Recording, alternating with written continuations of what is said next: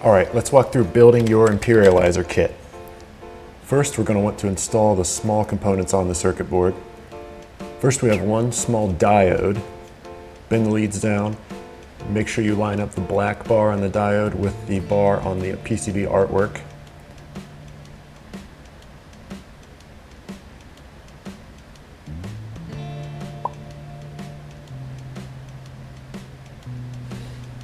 I like to trim the leads as I go to make things easier to work with. Next, we have two 10K resistors.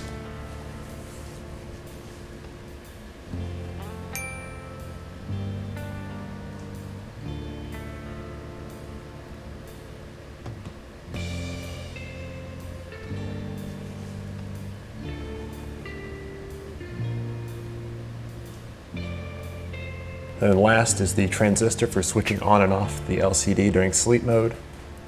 You might have to spread the legs a little bit to make them fit the circuit board. And again, make sure the flat line on the transistor body lines up with the flat line on the circuit board.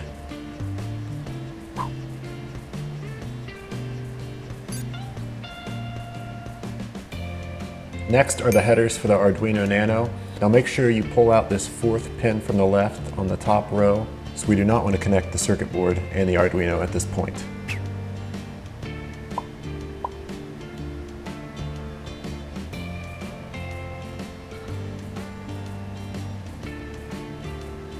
I like to put the long side of the pins down on these.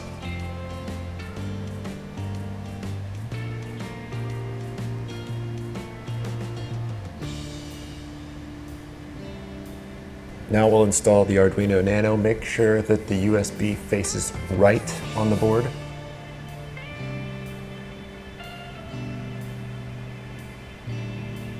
And I found that a little bit of flux pen seems to help when soldering these pads on the keypad. We're going to put the header pins short side down this time.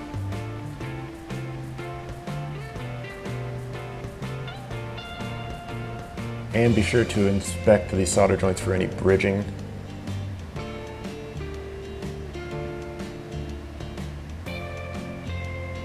I'm just using a scrap section of header here as a shim during soldering.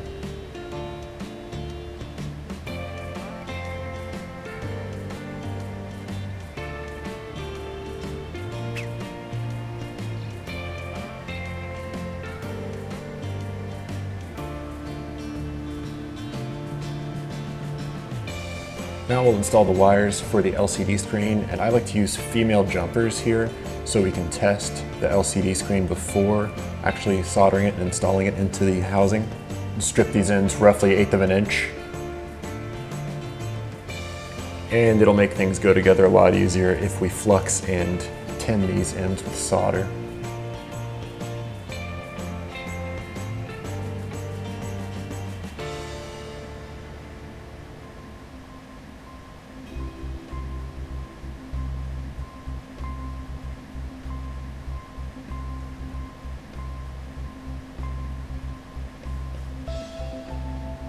And now we can plug in the LCD for testing and take it over to the computer for programming.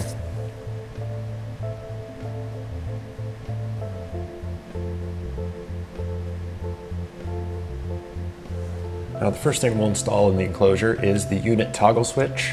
The wiring will look a little cleaner if you face the two solder lugs down, unlike what I'm doing here.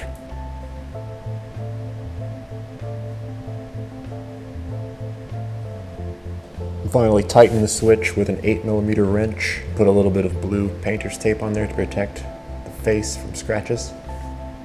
Eyeball and make sure the switch is straight from the back side. Next up, let's put the keypad and circuit board assembly into the enclosure.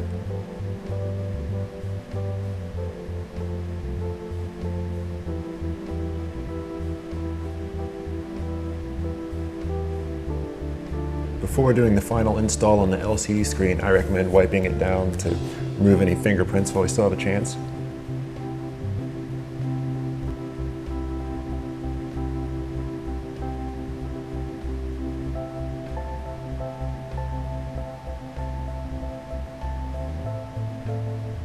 Now to permanently wire the LCD to the board.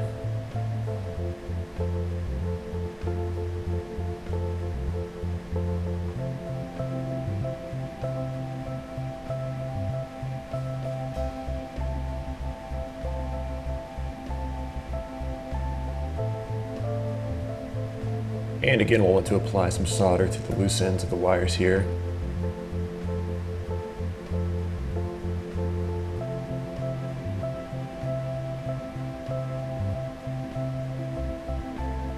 Then just tack the wires into place. Next is the battery charge and boost circuit.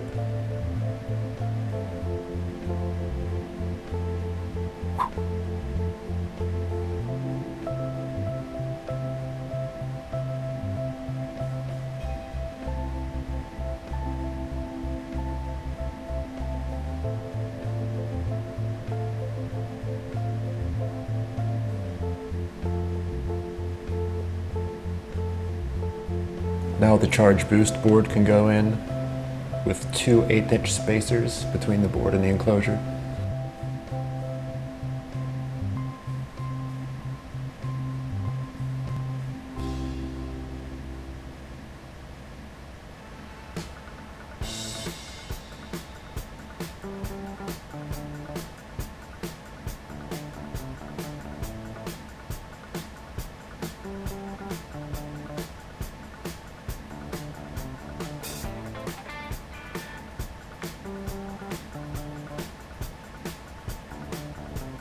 Then mount the power switch with M3 screws.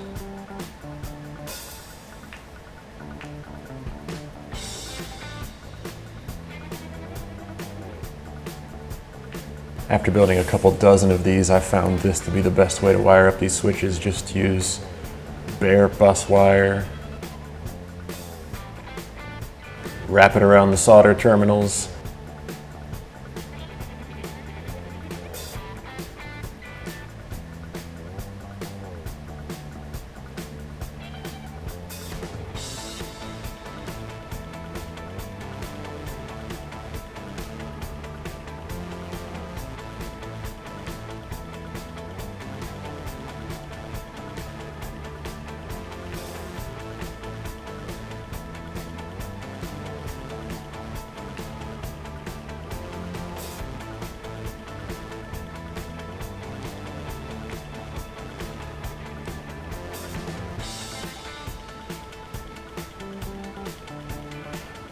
and try not to bump your GoPro with your soldering iron.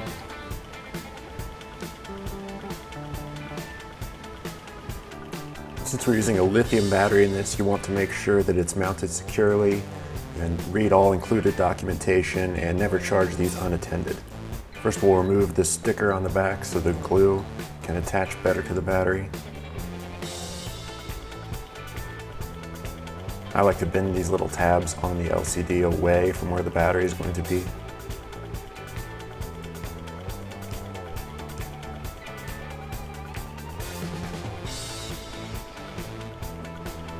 Test fit the battery and trim the leads.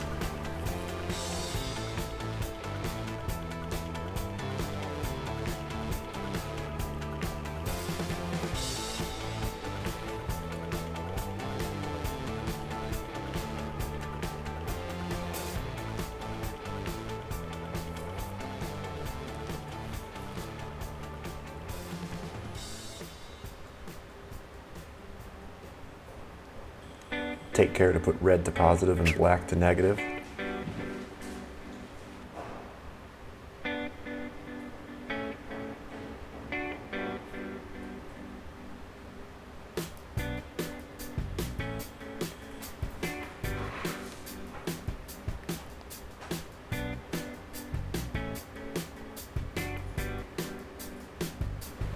It's alive!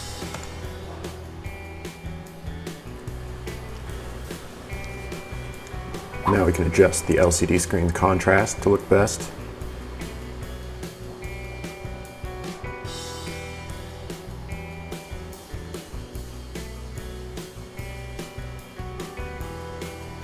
And apply a healthy amount of hot glue. And try to leave a good buffer zone between the battery and those tabs on the LCD screen.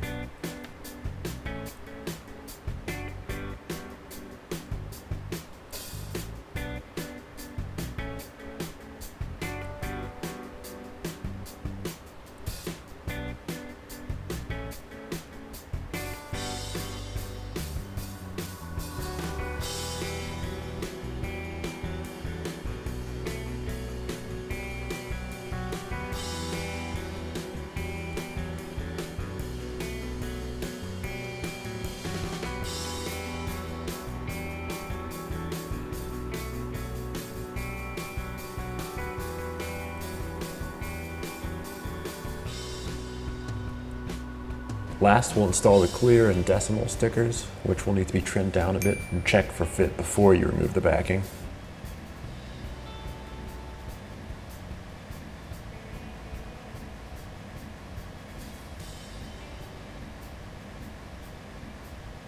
And that's it. Now the world can live in harmony thanks to unified measuring whatnots.